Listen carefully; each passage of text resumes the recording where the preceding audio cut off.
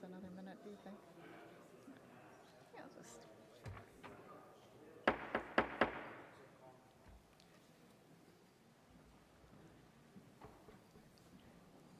Good evening. Welcome everyone to the Planning Board meeting for April 9th, 2024. It is 7 o'clock. We have not quite a full board. We have Member McCamey, myself, Member Kent, Member Sterlazzi, Member Conley, and no Member Grove this evening. The way that we normally handle it is starting with our old new business at 7 and then moving on to our public hearings at 7:15. But I do want to start this evening with a moment of silence to a dear friend of Braintree. A reporter, Fred Hansen from the Patriot Ledger, has been a fixture at many, many Braintree events, meetings, just important times in Braintree's history.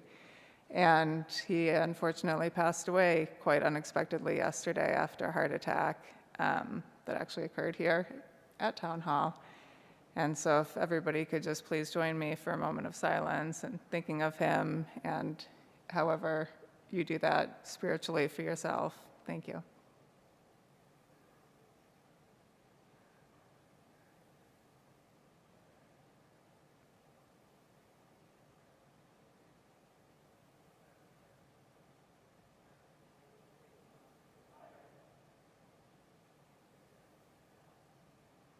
Thank you. He will be dearly missed. Okay, so now we will move on to the business section of the meeting, which this evening is quite small. We have 2 meeting minutes to be approved, November 28th, 2023, and March 12th, 2024. Do any members have any questions with those minutes? I'd just be looking for a motion to approve the minutes. Motion. I have a motion by Member Sterlazzi. Do we have a second? Second. Second by Member Kent. All those in favor? Aye. Aye. Okay. Well, I guess I could have waited to start since it's now 7:05 and we can't start our public hearing until 7:15. So if everybody wants to take about an 8-minute recess, and then we'll come back at 7:15.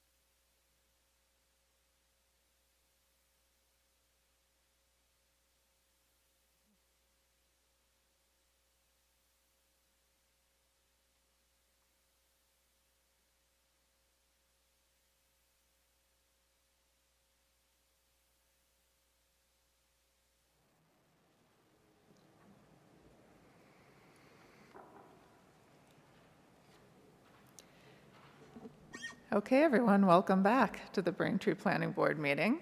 It is now 7:15, and we can start our public hearings. We'll start with the first item on our agenda, the new public hearing for Town Council Order 24-16. Director Santucci-Razzi, could you please read the public notice, or is that? No, I can take care of it. Okay, Thank you, Madam thank you. Chair. Notice is given by the Planning Board under the provisions of Massachusetts General Law, Chapter 48, Sections 5 and 11, and the Braintree zoning ordinance, Chapter 135, Articles 6 and 15, that a public hearing will be conducted on Tuesday, April 9th, 2024, at 7:15 p.m. in the Braintree Town Hall. The Planning Board will provide a recommendation to the Town Council on Order 24-016, sponsored by the Planning Board. Said order includes zoning ordinance text amendments to bring Section 135-608 floodplain protection district into compliance with the current FEMA requirements. Okay, thank you. And this is a public hearing if anybody has any comments on it. But I know that Director Santucci-Razzi, you had worked very hard on this now, Well, at least twice. Connor actually, we tag team this one, and I did some, and then Connor did some, and then, just based on our workload. So Connor did a bulk of the work, and I think the board remembers, we were here back in December of 2022, at which time we vetted this proposed ordinance through the state, and we got the green light, brought it through the planning board, brought it through the council, and went in to go submit it, and they say, oh, you're missing something. So a little frustrated, not gonna lie.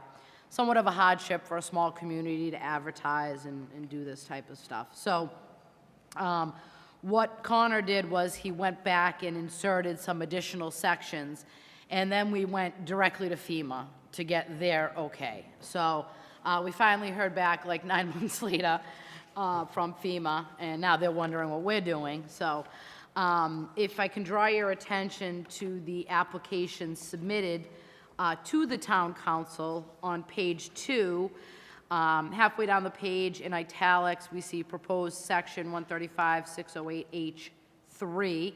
That's added additional text. And then we also have at the top of page 3, which is added additional text as well. And then due to some renumbering and things, we ended up with a new section number. So pretty straightforward. We tried to work around not allowing variances to the floodplain. Whether homeowners or building owners think that that's a good idea to locate their structure below the floodplain elevation. Respectfully, that isn't something we would ever promote or recommend, especially if you're in a mortgage situation, and you could potentially create a situation where you have an issue for insurance in that particular case. So we had left that out the first time, and we were told that was fine, so now we've had to add that back in. So pretty straightforward, just procedural, and I've included the back and forth so that everybody knows now we've got the state and FEMA on board, and if they say it's not correct now, well, I'm not sure what else we can do. Thank you, Madam Chair. All right, thank you. And see if any members have any comments or questions. Member McCamey? What projects, looking forward, would be impacted by this? Any project that is located in the floodplain that is doing, typically projects that we have in the floodplain are filling in one area to get the structure out of the floodplain, and then they're providing compensatory storage somewhere else on the property to fill that void of the displaced storage area. So we do quite a bit of we probably do, I'd say maybe 10 to 20% of the projects have some floodplain associated with them. Whether it's on the property, sometimes it's just on the property and not being impacted, and then sometimes it's actually part of the project. So on the residential side, we typically don't have people building new structures in the floodplain. They're typically doing something called a substantial improvement, which this would apply to, which in fact requires you to elevate the structure out of the floodplain if you're increasing the value of the structure by more than 50%. And it's just the structure, not the value of the structure and the lot. So it does, that is dealt mostly with the building inspector, and then the regulatory projects that come to the planning board typically also go to Conservation Commission as well. They have jurisdiction on floodplain too. Right. Thank Yeah, you. it's a decent amount. We have a decent, there's enough in town that we see enough of it. More than you would think. Thank you. Thank you. Member Kent? No questions. Member Storlazzi? No questions. Member Conley? No, thank you. Okay, thanks. And the one question I had, the proposed language and our current language has a special permit component of it, which is pretty standard for some of these floodplain bylaws. But I was on a call, a webinar hosted by the Executive Office of Housing and Livable Communities, which is the same agency that oversees the MBTA zoning. And there was a question raised as to whether having a special permit through the floodplain section of the bylaw would be in conflict with the MBTA zoning that requires there be no special permit for any projects. And so I wanted to see if I thought it might make sense to explore whether we turn it into a different permit that didn't have the special permit discretionary aspect to it. I saw that Marshfield has one that's called a floodplain permit that is acted on by the conservation agent. Norton has one that's acted on by the building commissioner with certain appeal rights built in there. But I thought it might make sense to explore that while we're still waiting for review of our enacted MBTA zoning.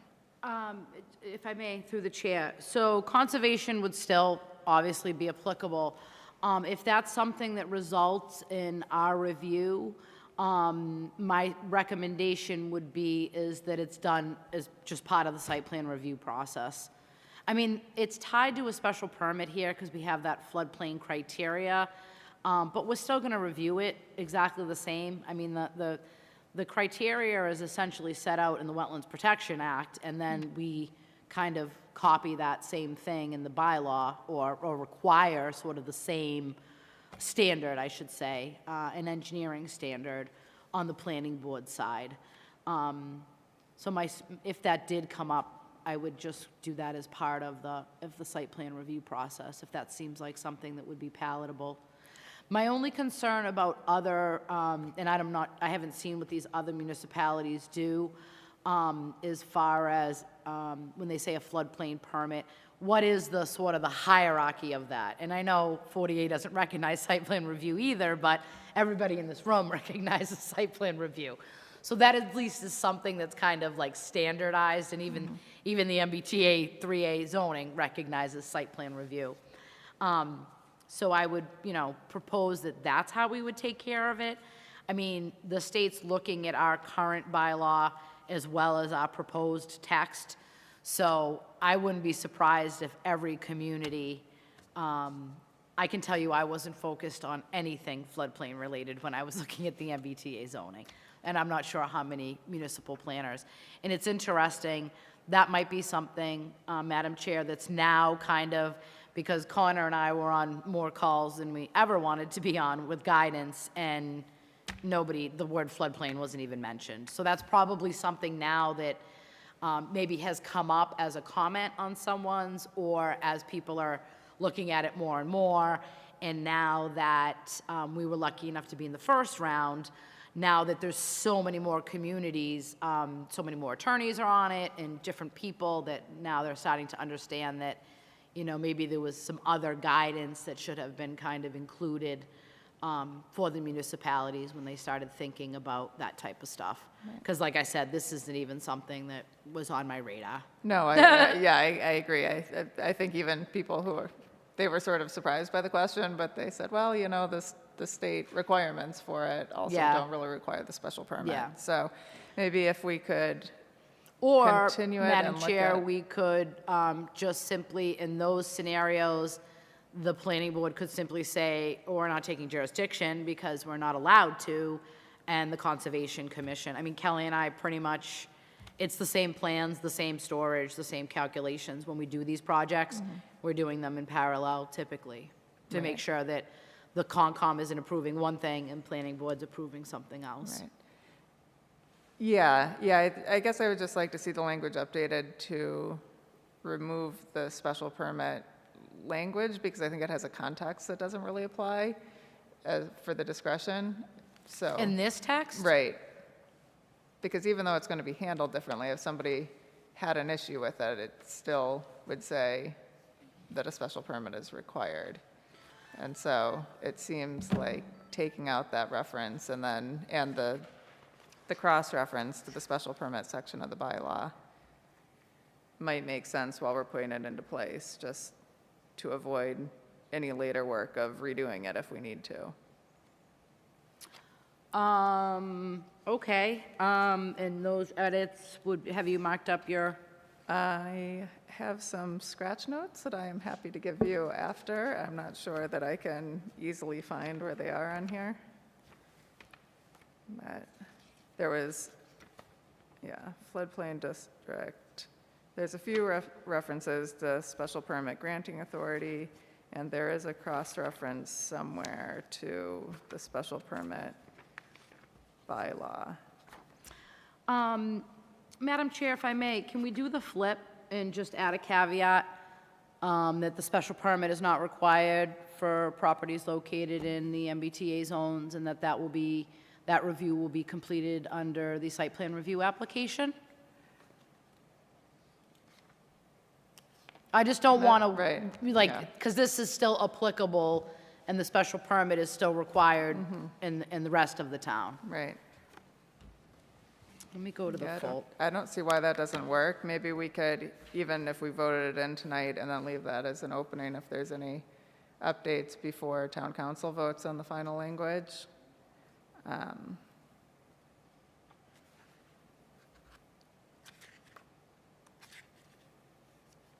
now I can't find where the cross-reference is, but of course. Oh, yeah, okay, so letter I, application for special permit.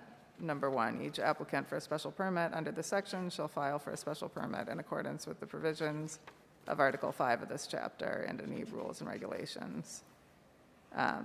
So it looks like there would need to be a caveat there if in fact it is an issue with the MBTA, which is not clear that it is, but to avoid having to modify it if it does become an issue.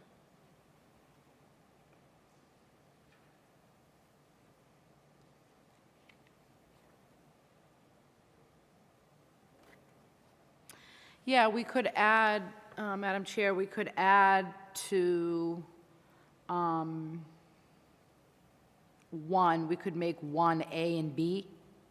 So I-1A and I-1B, and B could be the exception. I think that makes sense. Yeah, because they're not going to go in accordance with, and what I can do is, I don't have those references right now, but I will, each applicant for site plan review under, and I'll put the MBTA sections, and I'll basically take 1 and make it, let me just make a note here. I, 1A and 1B, and 1B will be the exception to 1A in the MBTA zones. Okay, that satisfies my question, thank I you. just want to have the right sections and references and stuff in there. 1A, 1B will be the exception to with MBTA. Yeah, I think that makes a, I think that's a good suggestion, Madam Chair. And if the board's comfortable, I would request that we move on this tonight just to keep it going.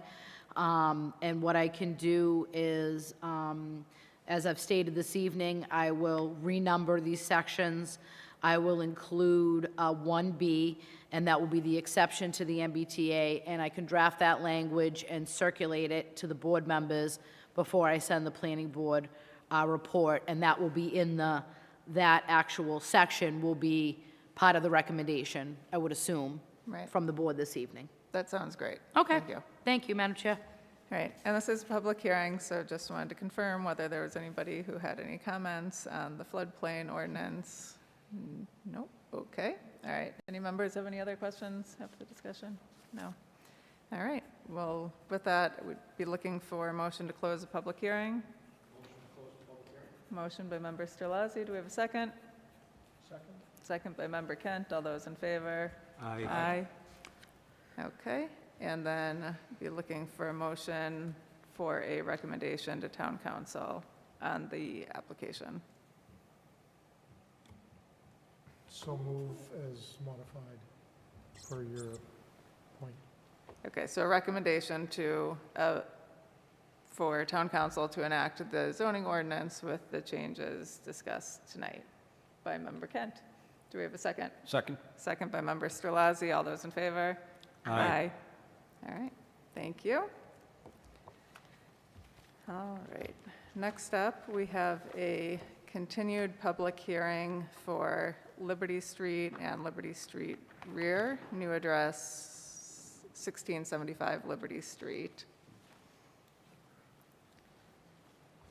And I know this was continued without testimony at the March hearing. Is there, okay, if you want to come on up.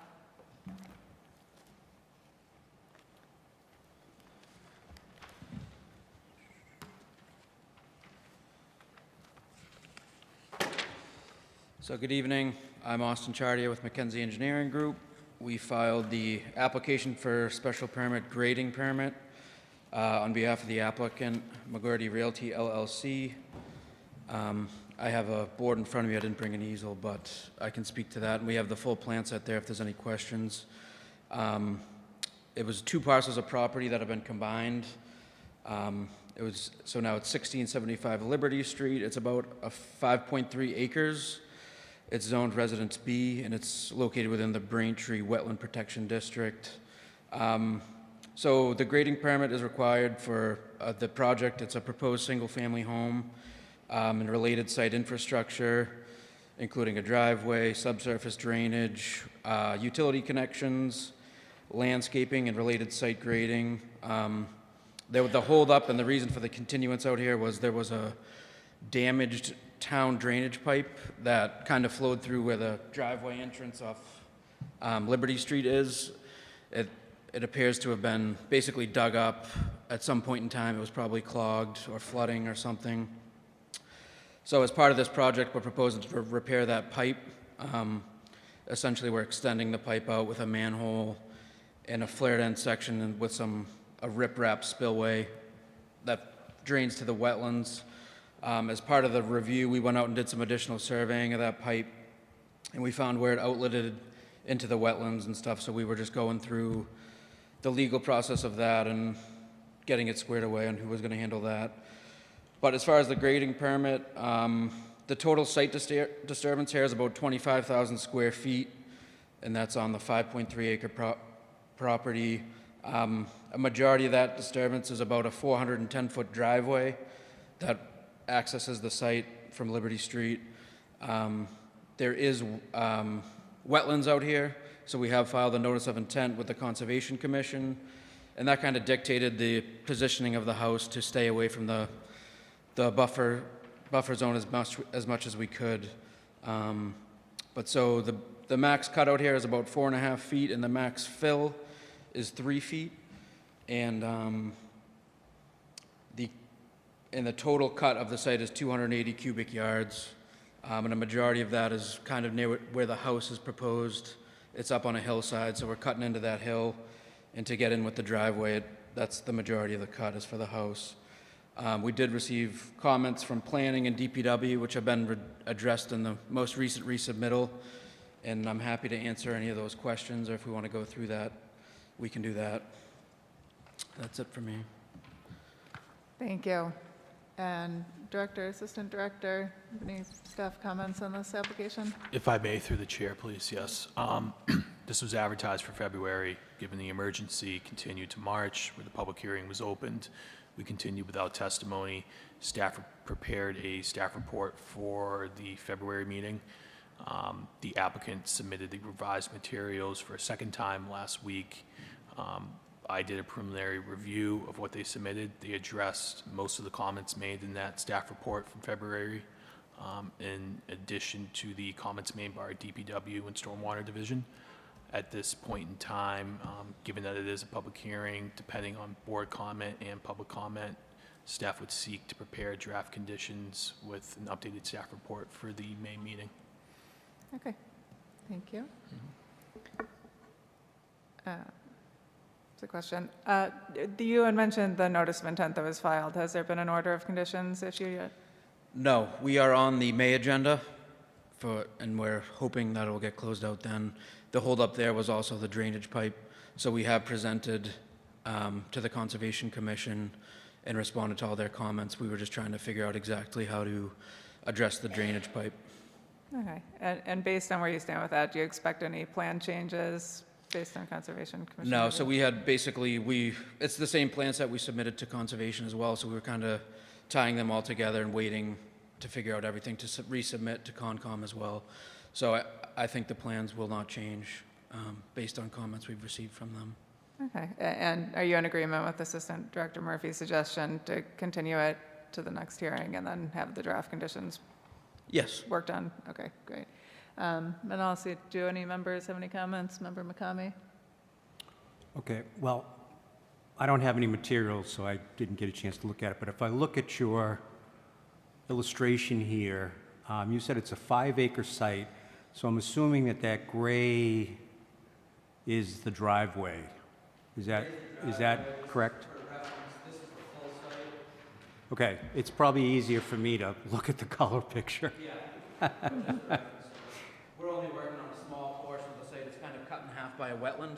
Got it. So we're okay. staying on the south side of that. But yeah, the gray That's- area is the driveway. That's what I wanted to ask you. So, okay, so you have a very long driveway coming into the house, and then you're going to surround it with some plantings, and then is the rest of the area wetlands then? Is that basically where it is? Yeah, essentially where there's the little half moon at the top of the sheet. Yep, That's wetlands north of there. yep, I'd say maybe a third of the site is wetlands. There's a similar strip of land on the north side that's uplands that we're obviously not proposing to touch because our access comes through on the south side of it. So yeah, we're basically trying to stay away from the wetlands as best we can is the goal. And yeah, so the driveway, we are proposing a 2-foot wide riprap apron along the south side of the driveway, just kind of to capture stormwater and convey it down to the low point.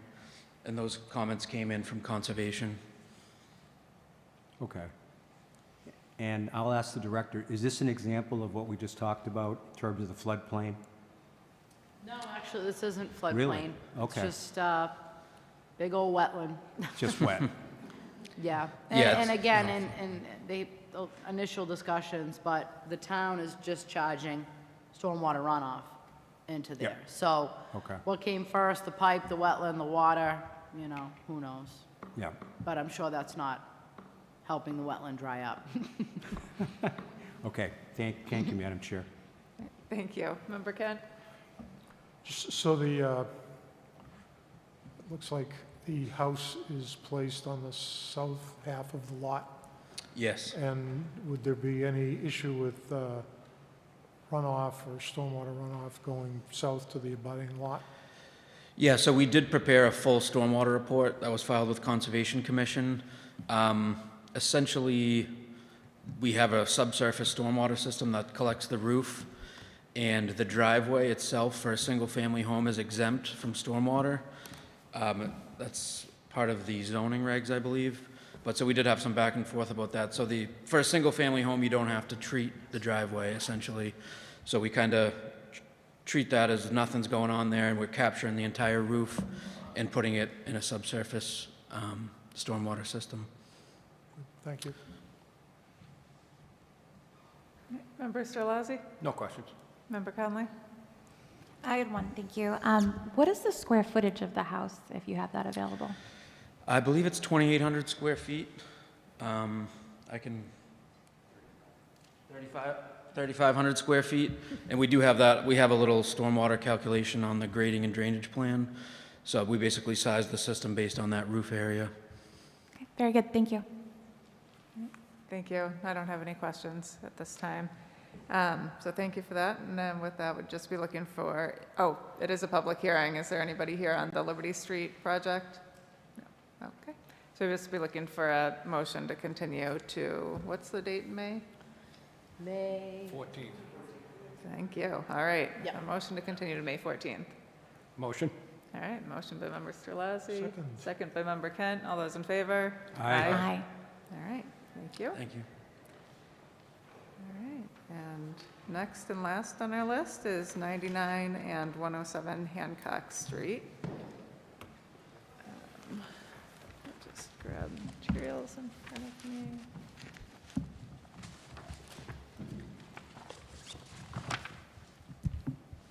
Well, this is a public hearing also, but we'll start off, open it up for the applicant's representatives.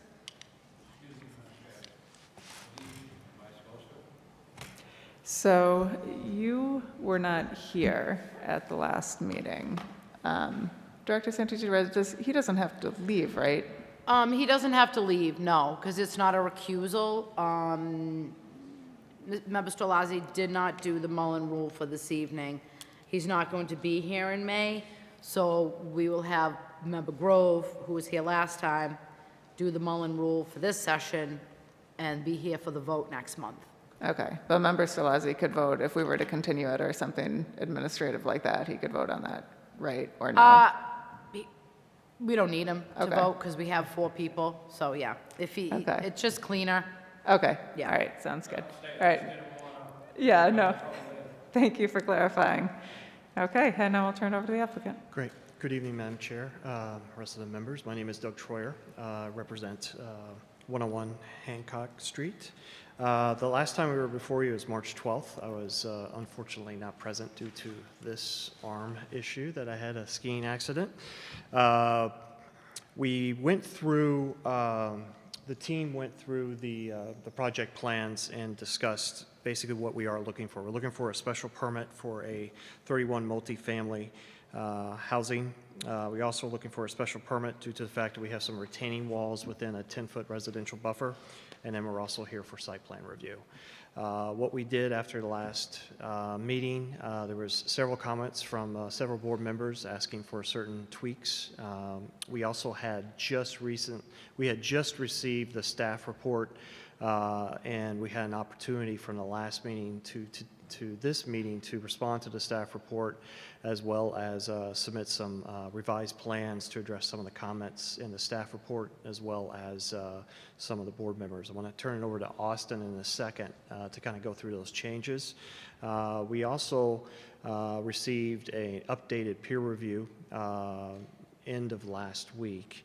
I have scheduled a meeting with Melissa, myself, our project engineer, as well as your peer reviewer for Friday to kind of go over those remaining issues. And we're hopeful that we're able to resolve some of the issues in which he's identified in that peer review. So we're not really going to get into those tonight. We're hopeful at the next meeting we can have a clean report and resolve all of those issues. Tonight was really an opportunity to get back before you and identify some of the changes which we made to the site plan to address some of the comments. And with that, I'm going to turn it over to Austin and have him kind of go through the plan for you. Great, thank you. Thank you. Austin Chartier with McKenzie Engineering Group. So yeah, we were before the board in March, and we had received a preliminary peer review and the staff memo. Since then, we did some additional soil testing out here, and we did revise the stormwater design, but I just wanted to point out on this existing condition plan, the little dots we see are some additional test pits we did out here and the locations of the stormwater system. So that we basically, we had done some preliminary testing, So we basically did the corners of all the systems just to nail down and get some additional soil information, which did affect the design a little bit, so we have incorporated those design changes into our resubmission. And 2 weeks ago, I think 2 weeks ago, we did receive a full peer review, which we are in the process of addressing. And as Attorney Troyer mentioned, that's what the meeting on Friday, this coming Friday, is about, to go over all that so we can nail everything down. Yeah, if you want to go to the site plan. So some of the main comments at the last meeting were related to kind of the site, improving the site for its residents and kind of softening some of the grading. I had mentioned there's about a 20-foot drop from plan west to plan east, essentially from the back of the property down to Hancock Street. So what we did is the retaining wall in the rear, we split that up into a terraced retaining wall. So it's about a 4-foot wall, and there'll be some landscape planting, and then another 3 to 4 foot wall along the back of the property. We added a guardrail, a timber guardrail along the top of that. It came up that the abutting lot is essentially a parking lot, so just to add a barrier there, we added that guardrail. Similarly, on the north of the plan view, on the side property line, we added a guardrail along that retaining wall as well. That's about a 0 to 4 foot retaining wall, and it's about 4 feet in the middle, just so to add a barrier there for any vehicles that could have an accident there. We moved the trash receptacle. It was located in the buffer zone and partially in the residential buffer. So we shifted that to be 10 foot out of the buffer zone. It did displace one parking lot that we moved to the south side. So it kind of is adjacent to that retaining wall in the rear of the property. We did add some fencing and patio to the open space, kind of the L shape going up toward Frederick Road. We added a patio out there, and that will be fully fenced in, kind of a rectangular fence. So that'll be fully accessible and be fenced in and kind of private. I can get into the landscaping as well, some of the changes we made for the privacy barrier around the perimeter of the property. It's not my computer, I apologize. Yeah, I think if you just hit the arrow, it'll... Is it the arrow? Yeah, if you just hit the arrow, That'd be easier, right?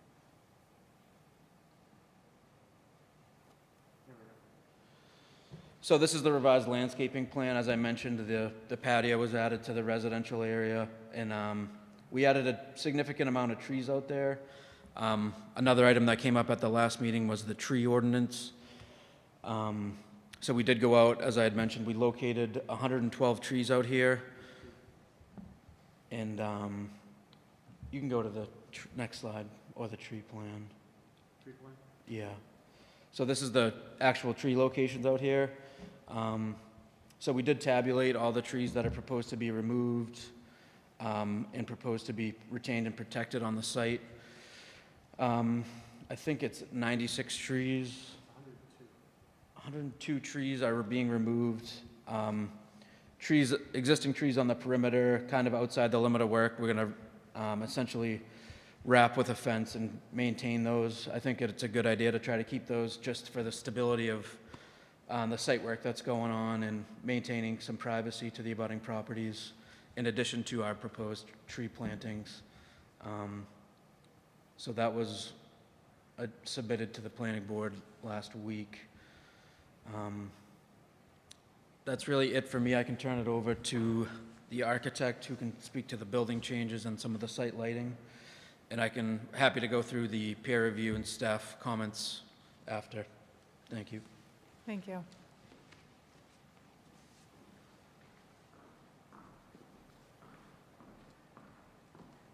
Good evening, ladies and gentlemen. My name is Pat Fisher, and I am the architect. I'm with Fisher Associates. The building has changed very little since the beginning. Do you want me to go through the entire presentation on the building or just the changes? I would say just the changes, and then if we have any questions, we'll ask. Okay. Thank you. All right. Due to the site plan changes, the only changes we've made are the front steps from Hancock Street up to the 3 front doors. to create the look of the 3 townhouses, we've had to add 1 step to each of those staircases. And then in the back, in the parking garage, we now actually have stairs up from the parking garage, a couple of steps up to get out to the side parking lot, which before we were at grade. That's pretty much the only change. We've also located flat areas in the roof, which you can't really see because they're hidden behind the roof. And that's for the location of the condenser units on the roof. That was a question that was raised previously. So that's pretty much the only changes that we had to react to with the change in the site plan. If we, before we move to the lighting plan, does anyone have any questions concerning the architectural?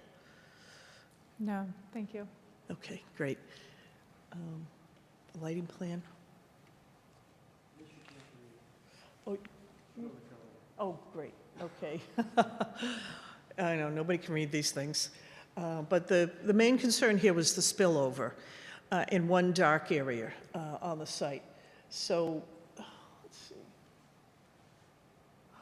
I'm going to have to show you where it is. Can I walk around? I'm not on camera, right? You're on camera. I am on camera, okay. Yeah, go ahead. Yeah. Oh, great. I feel like Taylor Swift. Except I don't know how that works.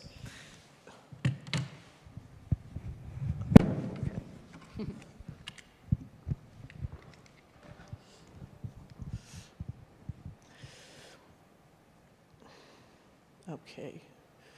Oh, and it won't work on the white background. I'm going to have to actually point it out. So we'll start in this corner right here. There is spillover the property line right here, which you can't really tell. You might be able, oh, you can see it on your plans. It's where the orange goes over the green line, but the spillover is only at 01 and 02 light level, which is really dark. But we're going to be able to resolve that by changing the housing on these 2 site poles. We looked at removing the site poles and just lighting this area from the lighting on the building, but the lighting on the building doesn't make it to the property line, so these parking spaces would be dark. So we have to maintain the site poles here. We're going to change the housing to keep the spillover into the property next door. The other location is back in here. We added the lighting to the building, but as you can see, this corner of the building is so close to the property line that we spilled over, again, only 01, 02. Plus this site pole right here spills over. This was a big spillover, so we think we're going to have to remove this site pole right here, unless we can change the housing on it. We'll have to let you know about that. But the lighting on the building can reach the property line without the site pole. The other thing we added was motion sensor lighting up in the new patio area. So that will be built into the rock walls, a bollard, whatever's necessary. And it's a low light level, but again, for security, it's motion sensor. And then this area up in here is a concern because we've got the parking spaces here, so we can't locate the light pole there. A light pole located in this area will spill over into this neighbor's. So we're experimenting right now with bollard lighting, see if that will light this area enough. It's also too far away from the building for the building lighting to work. So that is our last area of improvement, is that triangle right there. Other than that, everything is really a good level. So we're continuing to massage it. Thank you very much. Okay. Any questions about that? No, Just one question. Sure. The area you pointed out there in the north, just abuts another parking lot, Oh, right? this corner up here? Right, Yes. yeah. It's just abutting another parking lot. Yeah, well, so we've got the parking spaces right here. Right. And we want to light those for Yes. security. Yes. And we can't get quite enough lighting off the building there. So the light pole has to go somewhere in here. but we're very close to this property, so we're trying to keep from spilling into the light. But it's just a parking lot also, right? Oh, I'm sorry, I thought you were talking about our parking lot. Well, yeah, but the zoning says you can't spill over into, to the neighbor, if you're okay with it. The same thing over here, this is just a parking lot. And That it's is also, yes, okay. And it's very, very low level of spillover, too. We're only at 0102, which my electrical engineer says is dark. So, Right. Thank you. Thank you. Thank you, Member Kent. I had similar questions. Appreciate that. All right. Director Santucci Rossi, do you have any updates you want to add? I this would time? like to, if it's okay, Madam Chair, hear from Eric Diaz, our peer review consultant. He's done a very detailed review. I don't have any additional comments beyond my original comments. Most of those have been addressed. Pursuant to Mr. Troyer's comments earlier, we already have a work session scheduled for Friday. So our goal is to work through these last sort of outstanding comments. Respecting Mr. Kent's comment, if the board is okay with minor spillage, understanding it's a parking lot. I always make the comment, it's a parking lot today. It could be something else in the future. Again, very low levels. We typically like to try to see 0 at the property line. But if that's something the planning board's okay with, you could just indicate that this evening. That way, that kind of just puts that to bed. Okay. Thank you, Madam Chair. Thank you. And Mr. Diaz, thank you for your thorough report. Yes. Just for the record, Eric Dias, registered professional engineer, Strong Point Engineering. Just a little bit of history, and I know that the project team had touched on it. When we did our initial peer review on this, one of the first things that came to mind was a potential discrepancy in the design of the subsurface infiltration systems and how they relate to the groundwater reported in the prior test pits done. That comment in and of itself had the ability to really kind of change the game. So I had actually reached out to Melissa and had the conversation with her, and she had already picked up on the same thing. So we said, all right, let's just throw some preliminary comments out there, address these, and then get something that we can jump further into. So the letter that you have received from my office does have 25 comments on it. It is probably looks a little scarier than it is. I'm glad to go through all of these, but basically, starting with comment number 12 on, are really housekeeping items, some typos, some possible recommendations for conditions of approval, things like that. Prior to those, 2 of the comments are our concurrence with the design team's methodology on things that we had questioned before. And then there are 10 more items here, and again, I can go through them, but there's 2 in particular that stand out to us that may have the ability to impact the site design. The first one is with regard to the watershed delineation. The watershed delineation given in the hydrologic report is confined to this subject property only. The property behind it, at 1116 Washington Street, I believe it's called Braintree Manor, is significantly higher in grade, and it all seems to be pitched, at least from the Mass GIS, toward this property. So the concern is that if that stormwater from that property is allowed to flow unmitigated onto this property, it would enter the stormwater system designed to service this project, rob capacity, overwhelm the system, and ultimately send more water out to Hancock Street, which is what we want to avoid. So that was our second comment that we've asked the design team to look into, and I'm sure we'll discuss that more on Friday. And then the other one that is of concern, but I think certainly manageable, is with the rain garden that's been introduced to the project. The calculations show that in even the smaller storm events that we designed for, it's kind of at capacity. Where the overall flow calculations for the site work, there's just a concern that if it's at capacity in the smaller storm events, it could create some localized flooding. And with it being so close to the neighboring property, as you know, in a more minor storm event, when a development happens next to a person's property and now all of a sudden they're getting ponding and puddles with it in before, that's when people really start to notice things and have an issue. So we called out a couple of comments related to that. Those are the only two things that really jump out as me as being, like I said, a potential to possibly impact the site design. The rest of these, I believe, are manageable. They're things that will be corrected with work and design of subsurface systems. So to the eye, when this thing's done, you'll never know the difference, basically. But we just want to obviously make sure that everything's in working order. Okay, thank you very much. Great. All right. Yes. Yes, so if the property behind, I think you said it was Braintree Manor, pitches down, Yes. how does that normally get solved? That's a tricky question.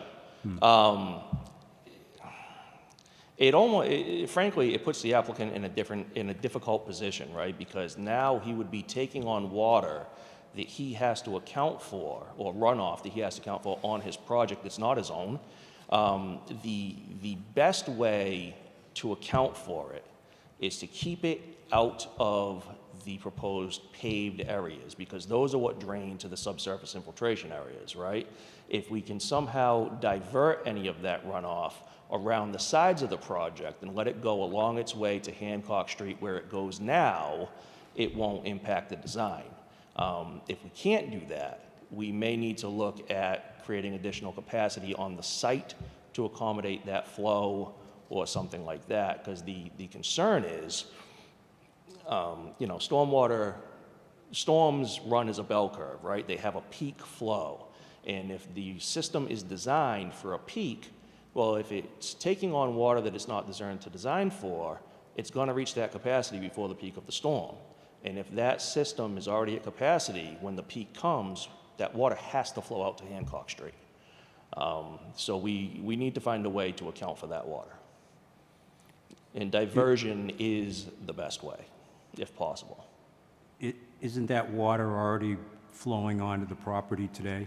It is. It does sheet flow over the property today, absolutely. But it is an area that's not accounted for in the delineation of the watershed. So that volume is not accounted for in the design of the subsurface systems, is what it appears to be. Yeah. Yeah. I was also kind of wondering whose responsibility is it? Well, it's if it was their a water if it was a coming newer onto my property, land. if it was a newer property and Braintree Manor tried to make an improvement at any point, I think that, and correct me if I'm wrong, I think the stormwater ordinance would kick in and they would be required to upgrade. Shy of that, I don't know how that gets handled other than we design either for or around it on this project. Right. Okay. Thank you. Thank you. Yes, Director. What is this? And we will have an opportunity for public comment also.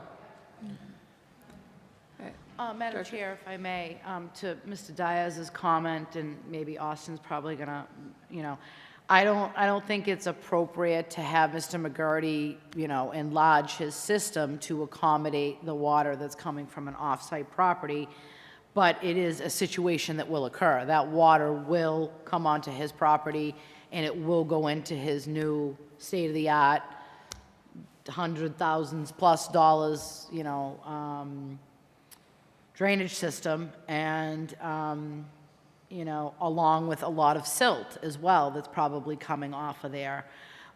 So I would encourage the design team to try to divert, or to, I don't know if there's anything that can be done up at the top of slope to try to, we'd hate to see that water coming down onto this new site, and Mr. McGurty's gonna be putting all kinds of landscaping and things in, and just, we'd really hate to see that deterioration from that runoff.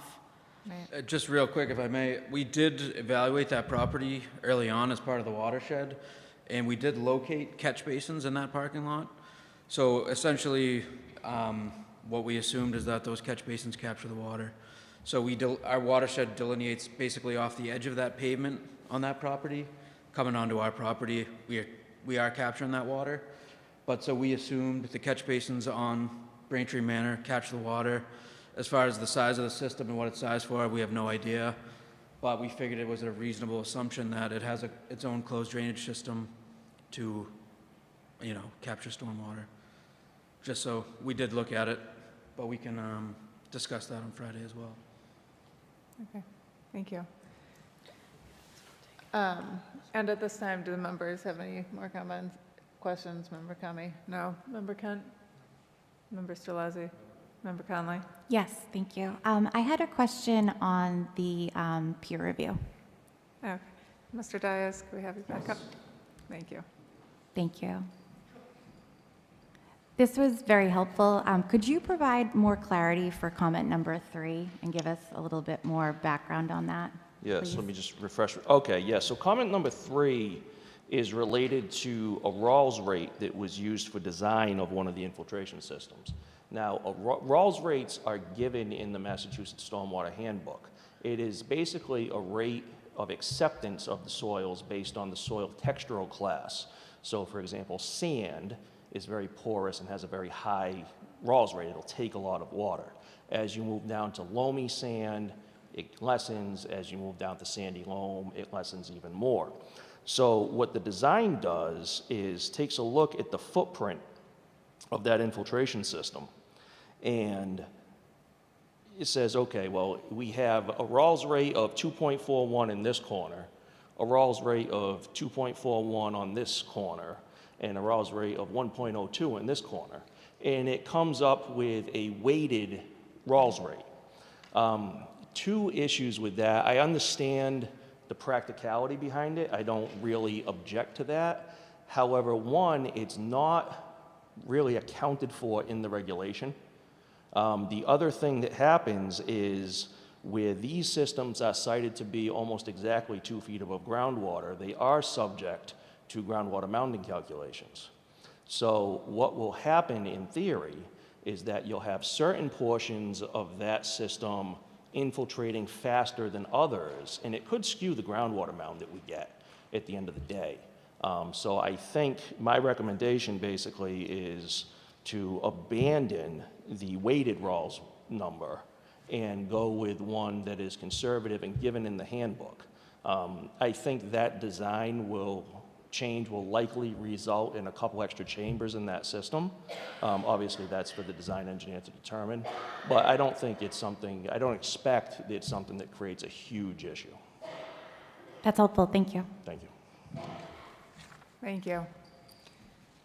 Okay, and this is a public hearing, so if there is anybody who has comments or comments on the application for 199 and 107 Hancock Street, you can come up and give your name and address.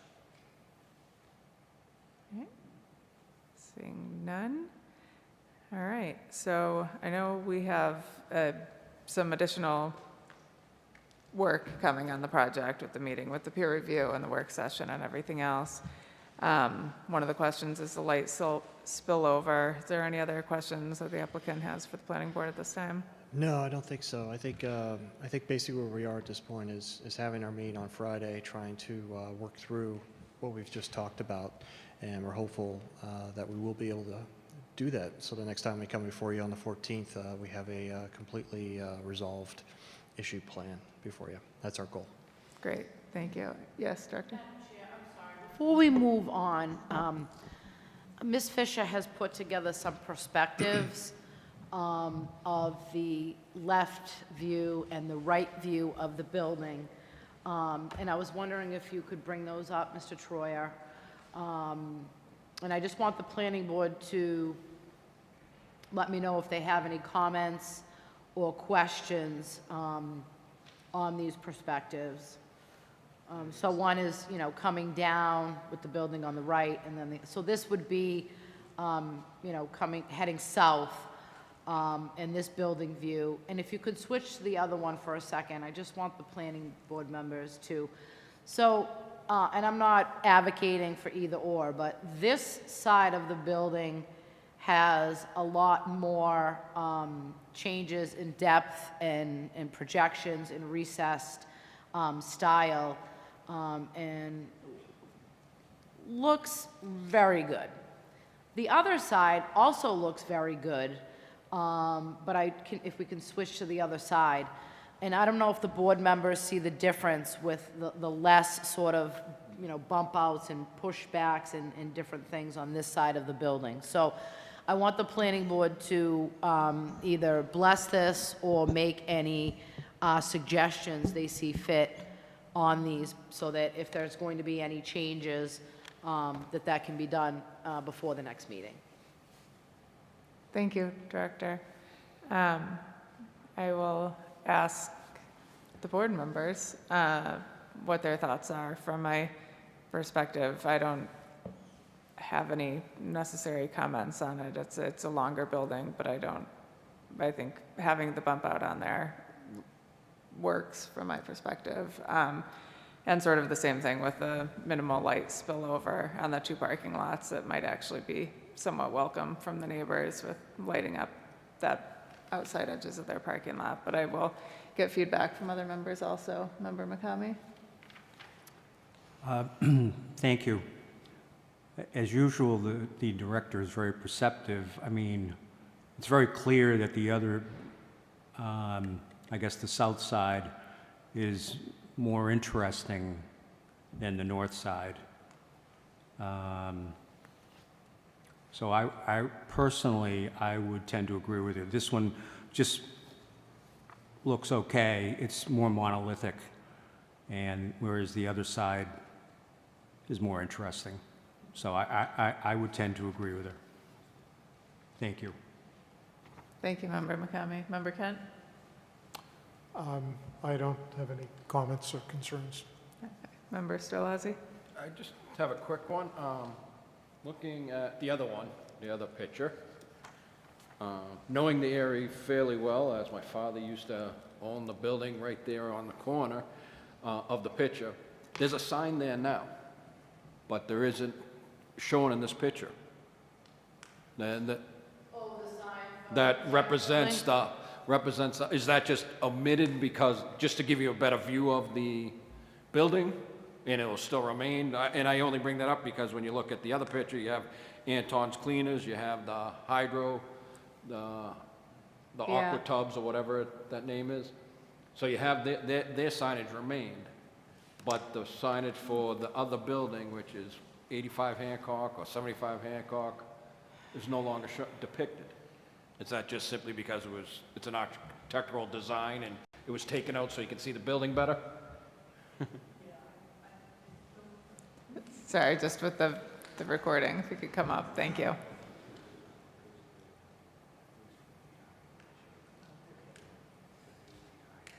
All right, yeah.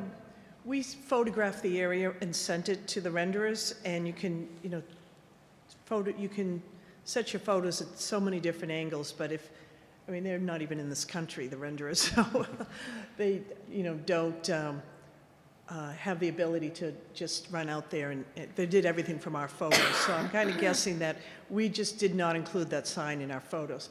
Plus, the arborvitaes aren't the correct height either. And I think sometimes it's just perspective, too. When they got our photos, maybe they have to take a little bit of a guess. Also, if I could address the previous question, where this side of the building isn't as interesting, I think, again, the renderers, this peak in the middle, that peak in the middle, I think that's going to be more pronounced. It's a little flat in the rendering, and I think in real life that is going to be a little more interesting. Although, it's true, this is not as interesting a side as the other side, but I think it's going to be as flat as the rendering shows. But no, it's our intention to remove the neighbor's sign. Yeah, No. that's what I figured, but... I think it was just none of us picked up that the renderers didn't include it. Thank you. Member Conley? I did have a question for Ms. Fisher. Oh, sorry. Could you please come back up? Yes, Madam Chair. Following the sorry. director's question, what accounts for the differences on the two sides? Why is one so different than the other? Is it the units, like the number of bedrooms to them, or what's creating that difference? As opposed to having the two sides match? Each Just other? One is considerably different from the other. So looking at this view that's up now, there's just the one area really that comes out and a smaller one in the back, where this changes quite a bit. Oh, yes. Well, on this side, we do have to step the building back significantly to get the bigger parking lot in on that side of the building. The other side of the building, we only have a few parking spaces, so we were able to maximize building on that side. That's why it's longer and flatter. The other side naturally has step backs for the parking lot. And, you know, if you don't have the ability to have major step backs in and out, you try to do it with the roof lines. We do have that bump out, the one bump out that's there.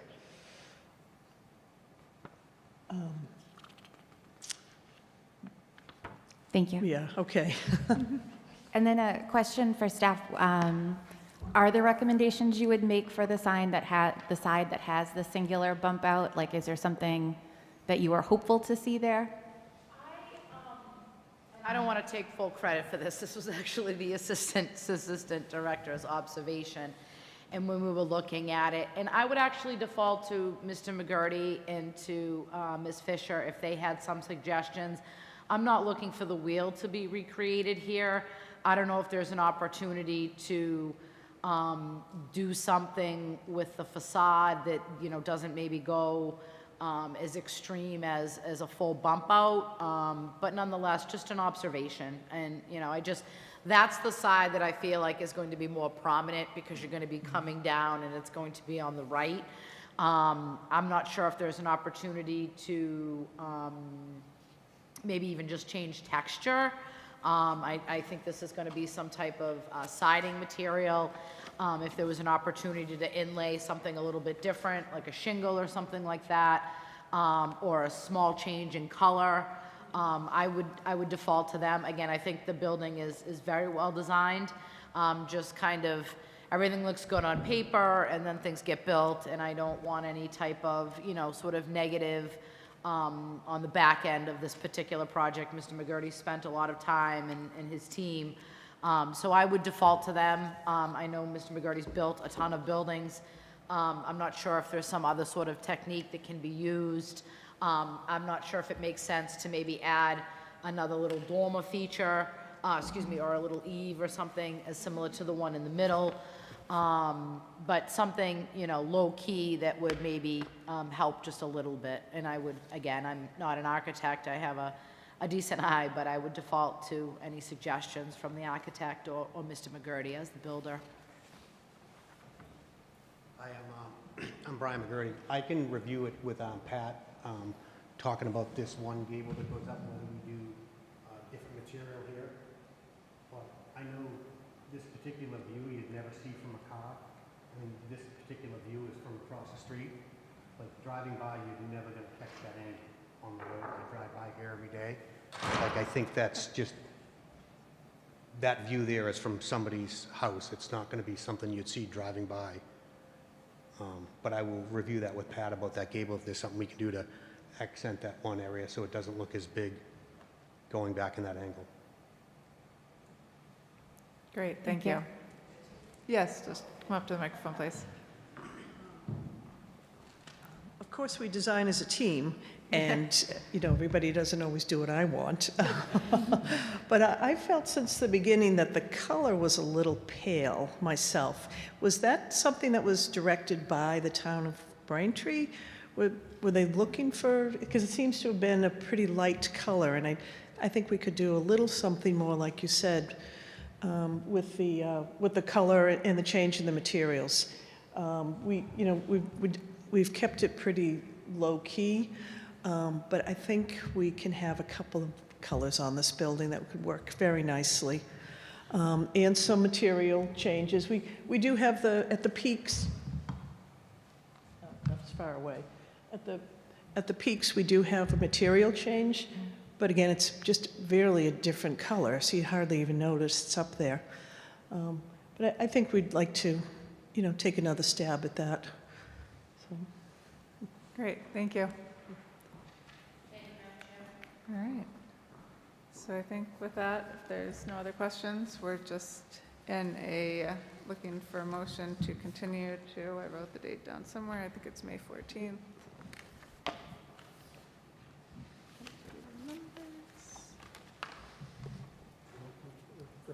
Oh, sorry, did you have anything I'm just else? standing here just in Or- case. And to say thank you very much for your time. Okay, thank you. Yep.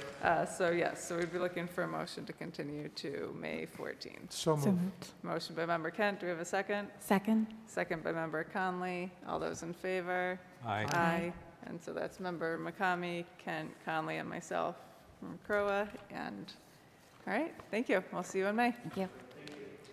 And then with that, looking for a motion to close the hearing tonight.